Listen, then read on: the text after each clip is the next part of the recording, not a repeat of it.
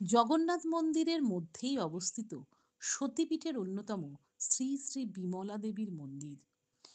জগন জগন্নাথের বড় ভাই বলরামের স্ত্রী হচ্ছে বিমলা দেবী। জগন্নাথ মন্দির চত্বরে জগমোহন মন্দিরের পশ্চিম করে বিমলা মন্দির, এর পাশে রোহিণী কুণ্ড। এর জল অতীব পবিত্র। আদি শঙ্করাচার্য এই মন্দির তৈরি করেছেন বলে অনুমান করা যায়। জগন্নাথ মন্দিরের আগে এটি তৈরি হয়।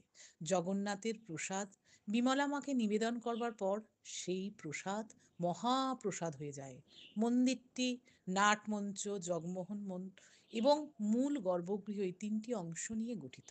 মূল গর্ভগৃহে দেবীর ডান হাতে জপমালা। দেবীর হাতে হেন কোনো অস্ত্র নেই যেটা মা দুর্গার হাতে আছে। দেবীর দুপাশে দুই সঙ্গী ছায়া ও মায়া। এই রূপ নিয়ে দেবী অনন্ত শয্যায় সজ্জিত।